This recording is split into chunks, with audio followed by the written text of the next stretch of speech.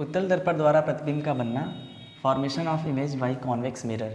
हम समझेंगे कि उत्तल दर्पण में प्रतिबिंब कैसा बनता है और उत्तल दर्पण में जो होता है कि वस्तु को कितने स्थिति या कितने केस उसके होते हैं कि कितनी स्थिति में रखा जाता है। तो उत्तल दर्पण में वस्तु को केवल दो ही स्थिति में रखी जाती है। एक होता है जब वस्तु अनंत पर हो और दूसरा होता है जब वस्तु अनंत और ध्रुव के बीच स्थित हो, पोल।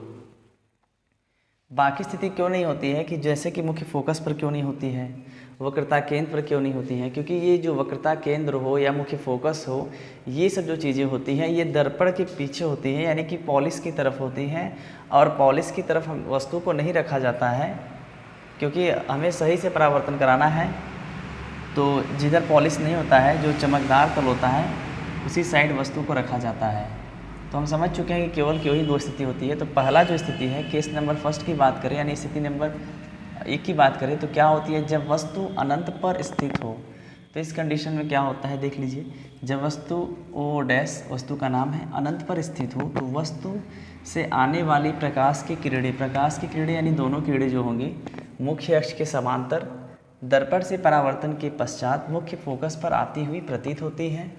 प्रतीत क्यों होती हैं, क्योंकि यह क्या है, उत्तल दर्पण है, इसलिए ये दोनों। और दूसरा रीज़न ये है ना कि ये मुख्य फोकस होता है दर्पण के पीछे होता है, किरण वहाँ जाती नहीं तो प्रतीत होती है। ये दोनों परावर्तित किरणें दर्पण के मुख्य फोकस पर मिलती हुई प्रतीत होती हैं। अतः वस्तु ओ डैश का प्रतिबिंब वस्तु से बहुत छोटा, सीधा, आभासी व मुख्य फोकस पर बनता है। वस्तु से बहुत छोटा का मतलब बिंदु प्रतिबिंब बनेगा, एकदम डॉट टाइप में, एक पॉइंट होगा, सिर्फ एक पॉइंट।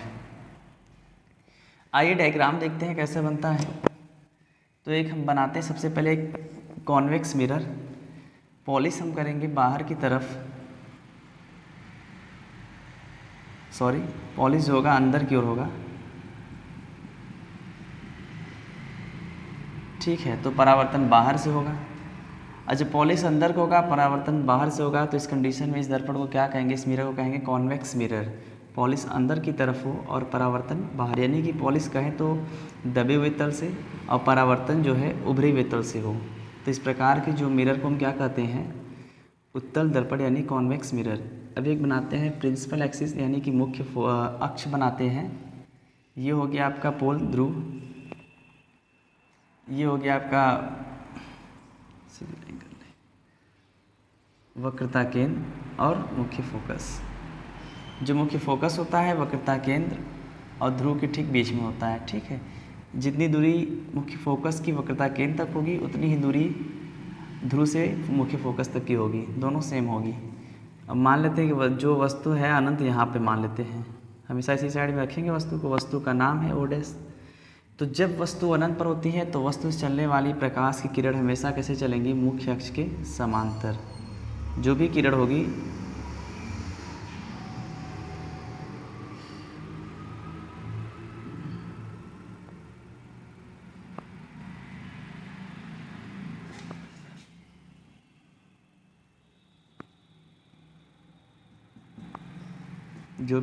मुख्य अक्ष के समांतर ही चलेगी। और क्या होगा, दर्पण से परावर्तन होगा, परावर्तन के बाद क्या होगी, मुख्य फोकस पर आती हुई प्रतीत होती है, क्योंकि पॉलिश है। और हम जानते हैं नियम ये है कि जब भी कोई किरण मुख्य अक्ष के समांतर चलेगी तो परावर्तन के बाद क्या होती है, मुख्य फोकस पर आती हुई प्रतीत होती है। वैसे तो ये चली जाती है, लेकिन क्या करेंगे कि नियम कहता है कि मुख्य फोकस पर आती है। यदि अवतल है तो आएंगी, उत्तल है तो आती हुई प्रतीत होती है। तो यहाँ पे मुख्य फोकस यहाँ है तो हम लोग क्या करेंगे, डॉट लाइन से एक बढ़ाएंगे, क्योंकि ये वास्तव में नहीं है। तो इसको भी यहाँ से बढ़ाएंगे तो दोनों जो किरणें हैं, परावर्तित किरणें, कहाँ पे आके मिलती हुई प्रतीत हो रही हैं, मुख्य फोकस पर। और जो मिल रही हैं बहुत छोटे से मिल रही हैं, यानी कि कहें तो बिंदु प्रतिबिंब बहुत छोटा बनेगा। अब वस्तु देखिए, ये है वस्तु का प्रतिबिंब, यहाँ है जो वस्तु से बहुत छोटा है, सीधा है और कैसा है, देखिए ये वास्तव में नहीं मिल रहे हैं, इसलिए इसे क्या कहेंगे, आभासी। और जब भी आभासी होता है तो सीधा बनता है और वास्तविक होता है तो उल्टा बनता है। तो हम समझ चुके हैं क्या है उत्तल दर्पण द्वारा प्रतिबिंब का बनना। सबसे पहले जब वस्तु अनंत पर स्थित हो, तो इसमें कुछ ज़्यादा नहीं समझना है।